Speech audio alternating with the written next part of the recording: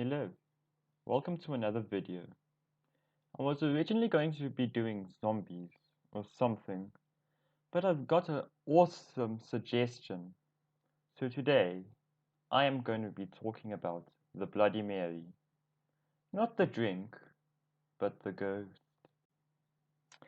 Bloody Mary is the legend of a ghost, phantom, or spirit that can be conjured by.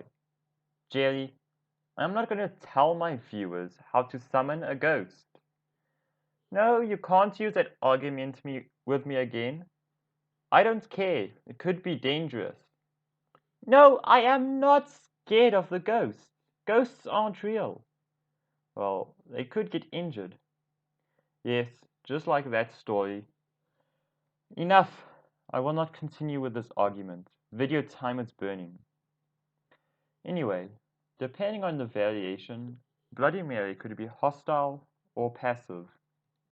There are many possible origins for the ghost, but the middle part comes from a folk tradition practiced by young people in the 19th century, where please don't try this at home, I can see the injuries coming.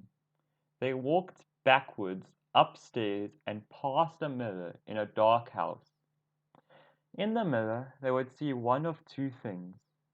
The person they were destined to marry, or a skull, meaning that they will die before they married anyone.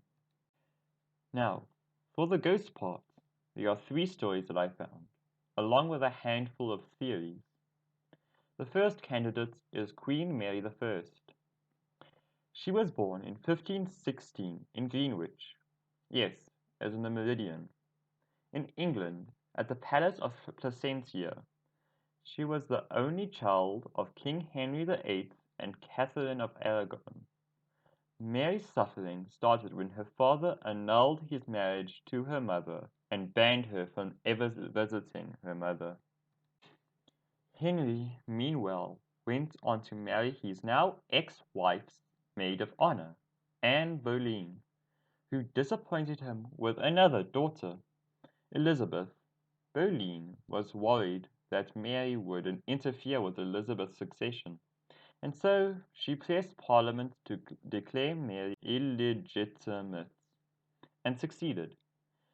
This angered Henry, who beheaded Boleyn, but the damage to Mary's name had already been done. Even with the odds stacked against her, Mary became queen in 1553 at the age of 37, and promptly married Philip of Spain in the hopes of conceiving an heir. Here, the origin of Bloody Mary starts to take place. 2 months after her marriage, her greatest dream came true. She fell pregnant, but despite having the usual symptoms of pregnancy, rumors of false pregnancy spread, and in a time with no pregnancy tests, the only way to find out was time. The delivery dates came and went, and so did the next and the next. Around late May, Mary's belly began to shrink, and, surprisingly calmly, since this was over 200 years before the TB vampire incident, nobody burnt her at the stake, but she did not have a child. Mary thought that she was being punished for failing a mission she had set out to achieve a few months earlier. During her pregnancy, the people of England were divided between the Protestants and the Catholics, and being one of the many rulers trying to unite the country under one religion, Mary signed an act that resulted in the Marian persecutions, which sentenced 240 men and 60 women as Protestants and burned them at the stake. This earned Mary the name Bloody Mary forever.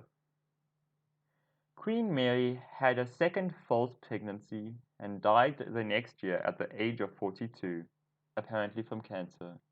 Her half-sister Elizabeth succeeded her.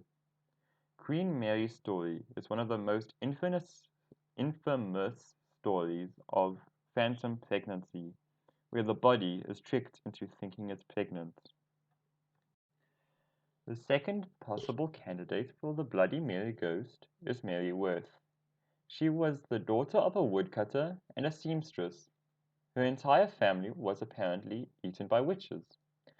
Not really surprising, since this was the 1200s. So using her mother's scissors and her father's axe, she cut her way through the witches and into legend. Mary grew up to become a professional witch hunter.